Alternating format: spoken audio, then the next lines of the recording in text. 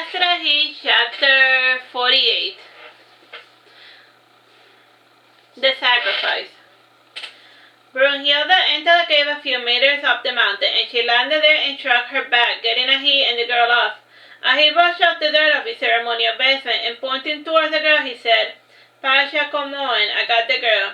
It's Pasha Kamak, you fool, growled the voice within the cave. And now the silver dragon came into the picture, and he was the third son of Albion, and in his old age he was getting lonely, and he had heard an alabaster dragon kept a human pet, so he felt like getting one to teach it tricks, and when he saw the girl, he said, Oh, by all that is sacred, you got me a stupid farming girl. Couldn't you have kidnapped a livelier lass? I wasn't allowed to choose the girl, commented as he pointed to Gefion. Gefion was doubled over coughing and shaking his head. Pasha Kamak said, Pick up the girl and we need to take her to the vet. Not funny, Pasha, said Ahi, laughing. And he picked up Gefion like a sachet and he walked behind Pasha Kamak, and Brunhilde followed along, yawning. The healer was a crossbreed, and he had the semblance of a delicate human, and like dragons he was flat at the front and chest as well, so there was no real way to discern his gender, and silver dragons had the ability to change genders based on will and even on temperature. And this was a commonality in the Albion of the North, and the draconic healer had long silvery mane or hair. And unlike his parents, his silver hair was pitch black, and this oxidation only occurred when the mother was human. And since his mother was human, the humane traits prevailed, and he had 5 human fingers and short nails, and like all silver dragons, his ears were beneath his skin, so they were not visible. And he had pale green eyes with a string of pearl pupil. And he also had a genetic mutation which awoke the dormant pineal eye, and it was somewhat covered by his skin, though it was photosensitive, like it had like a third eye, a la calamite. Like his dragon king, the healer shed his skin once every 10 years, and his name was Sin.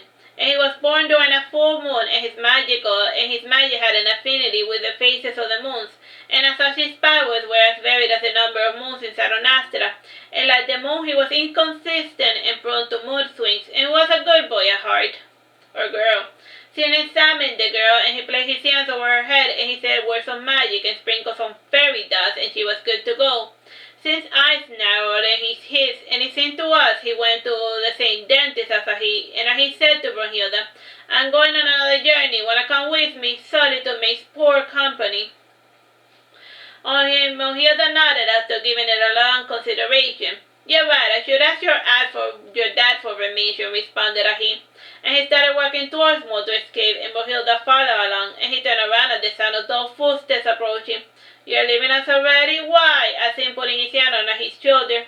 'Cause if I stay, I might bite the head off a human, and plus the silver dragons here make for dull company. And in the winter they spend it asleep, and in the summer it's eating and the occasional mating, and there's the study of the bad exercising.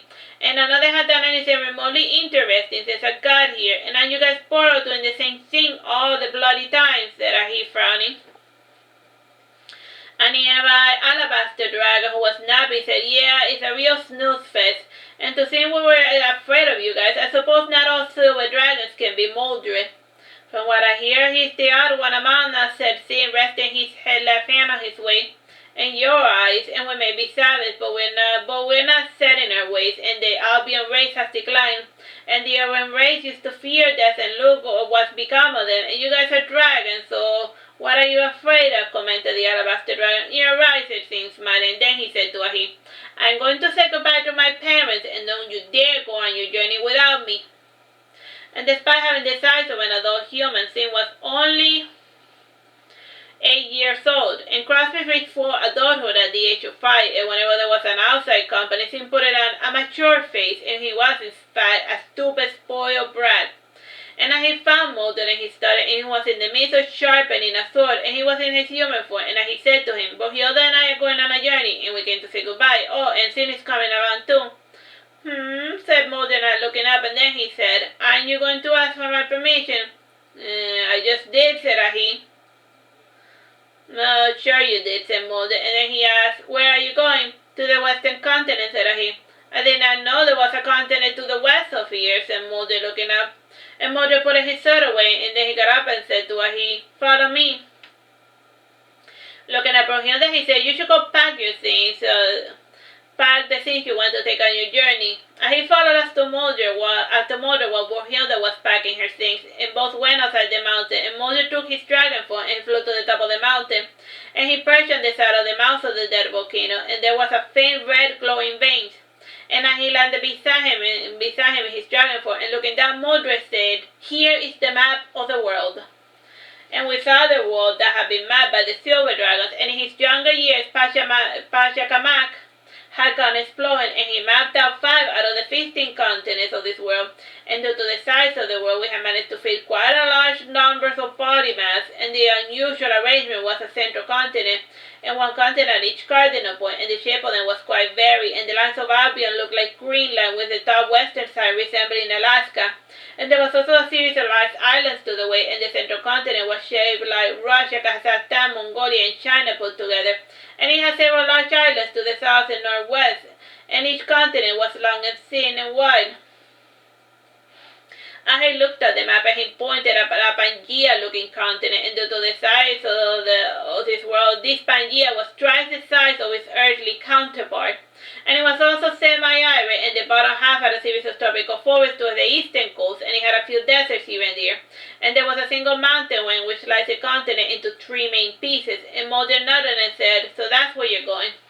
And he added, I went there once about 500 years ago, and there were not a lot of people living there. Then again, I happened to land in a desert. I do not think there are any big game animals there, and I doubt you will run into any dragons or anything else of similar caliber.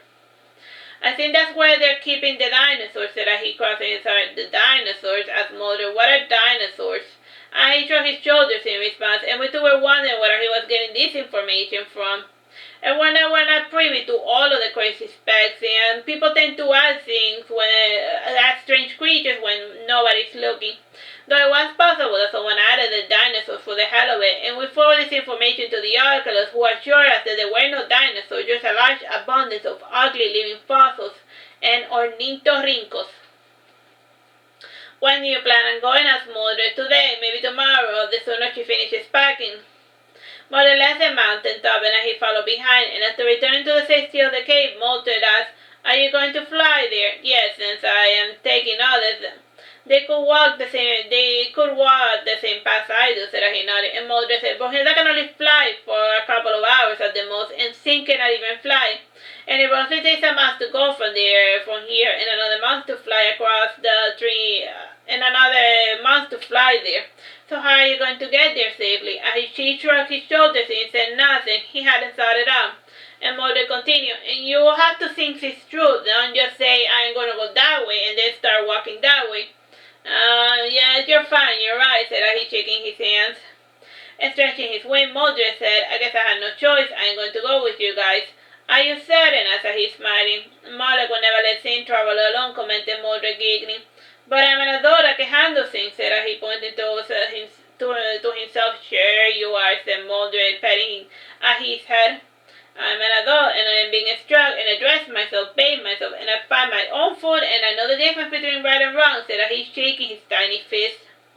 Mulder shrugged and narrowed his eye. If that is all that it took to become an adult, then most sentient beings still qualify as infants. Mulder lowered his head, and he closed his wing, and he put his left claw over his heart, and he straightened his right claw outward, and he put his left foot straight forward with his right one bent. And it was one of those proper bows done by human knights, and after bowing he said, you hereby have my permission to go on your little adventure by yourself, and please bring my daughter back after 3 years, or maybe sooner. And by then I will sorely miss her company. As for Sin, I shall vouch on your behalf, so please don't make me look bad by getting the little lad killed. Alright, so that's the end of that chapter. Bye-bye.